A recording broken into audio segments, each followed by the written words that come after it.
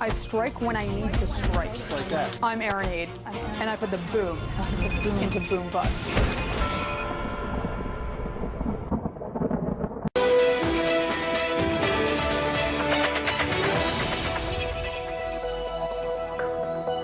Good to have you with us today for the program. NATO is showcasing its military might in Europe again, this time in Romania.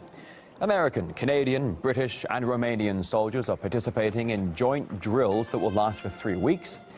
NATO troops paraded just across the country in the lead-up to these exercises.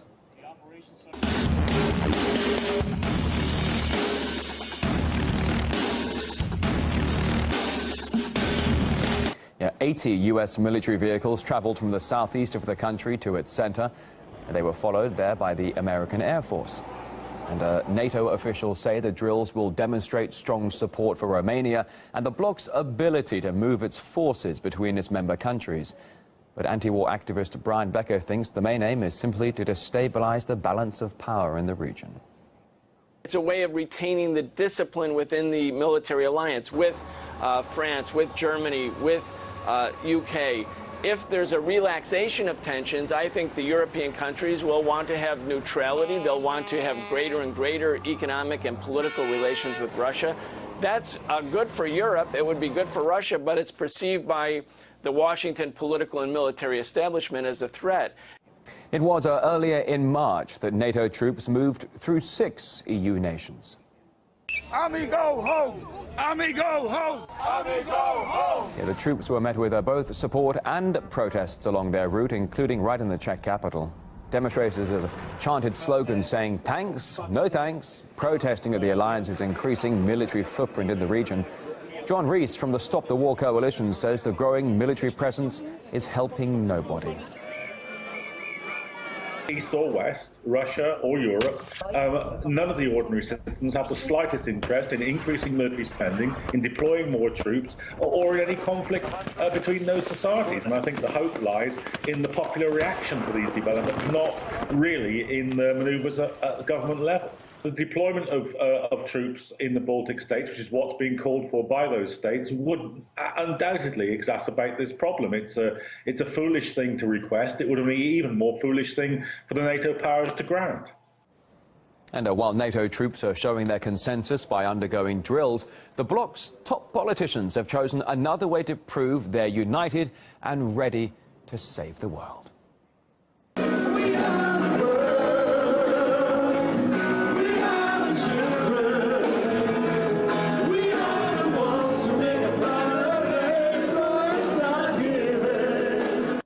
Yeah, well, Twitter users seemed quite surprised by the vocal talents. Aside from the comments wondering about what it's all about, some posts suggest alternative lyrics will be more appropriate. Something like, "We bomb the world," or "It's true, we make better arms, just you and me."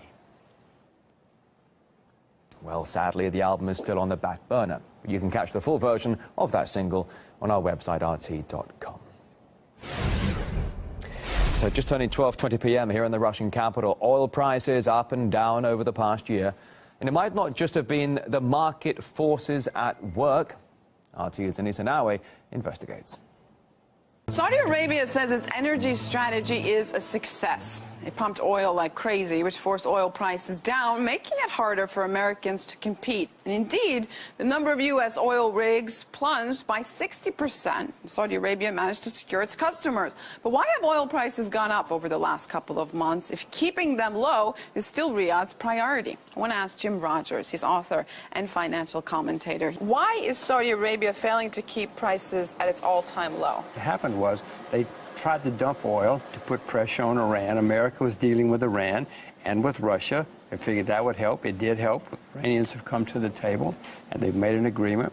But you have to remember that the frackers, a lot of the frackers went out of business, A. B, world reserves continue to decline. And so some people said, we're not going to pump oil anymore. So the supply is going down. Saudi Arabia is openly fueling an oil confrontation with the U.S. Maybe that's dropping now because of this pressure they were talking about, or backlash, they were doing what the U.S. wanted, and they wanted to do something about the frack. There's no confrontation, not over oil anyway, not over oil. No, Saudi Arabia has gigantic reserves of oil and of cash. Don't worry about Saudi Arabia. Isn't their policy killing American companies? Well, but the American companies that they're killing are in Texas and North Dakota. Those are Republican states. The Democrats don't care about Republicans in Republican states. China. I want to talk about China because it surpassed the U.S. as the world's largest oil importer. The 21st century is going to be the century of China.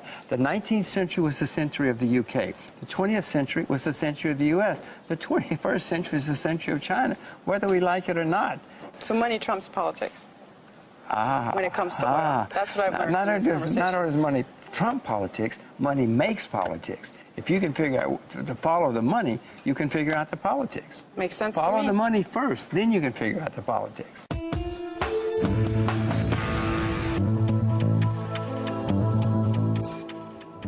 It's very unlikely you've ever thrown yourself out of a helicopter, but it's something these guys do on a regular basis.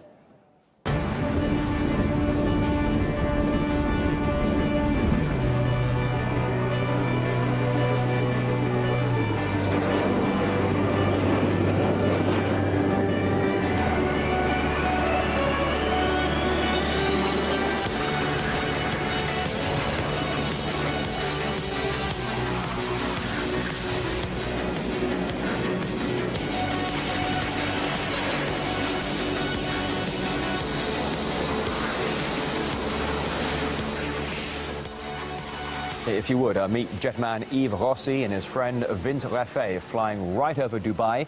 Rossi, a former Swiss pilot, is reportedly the first man in the world to fly a jet-fitted wing. And now he's upgraded his sky-high program by performing with a partner, doing unbelievable stunts at incredible heights and speeds. We spoke to them to ask them what it takes. It's the first time that two guys are flying in formation like that, like birds, only with their body moves. The average speed when we are going straight level, it's about 200 kilometers per hour. And in descent, before looping, we go up to 300. So it's quite fast. It's about maximum speed of a biker. The equipment that we are using, it's a rigid wing that has 4 turbine engine and that make us fly pretty much where we want. We are controlling everything with our body. They do make it sound easy, but don't doubt for a moment the training and the hard work that goes into it. To realize the images that you see on the video, it took us some time of training, of preparation, information, and before that we have been doing some solo training. It seems like crazy, but behind that, before to do that, it's 20 years that I'm in the project. Vince, it's 5 years. We train, we train, we train. We are playing with life, not with death.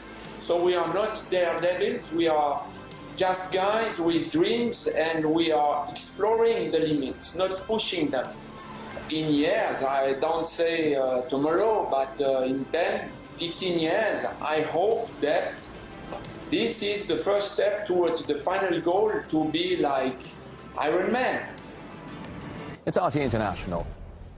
Leaders of the world's two most populous nations, China and India, are meeting to boost economic cooperation and sign many trade deals expected to be worth billions. India's Prime Minister arrived in Beijing on Thursday for a 3-day visit to China, seeking to increase Asian prosperity. They also traveled together to Xi Jinping's nearby hometown, the first time a foreign leader has been invited there by China's president. But there were tough issues to thrash out as well, like solving a border dispute that has simmered for decades. The need for China. Well, to international headlines now in brief, where police have been deployed to break up crowds in Turkey.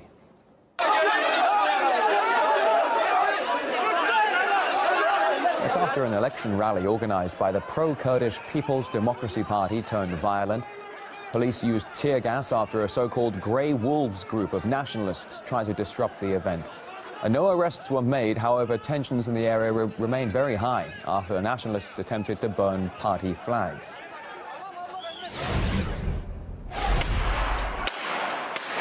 Tear gas and rubber bullets being used against protesters who rallied against a large mining project in Peru.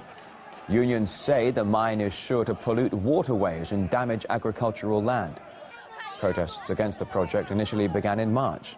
3 people have died and over 200 have been injured so far in these demonstrations. Thanks so much for joining us here on RT International. Up next, Sophie Shevardnadze. It'll be Sophie & Co.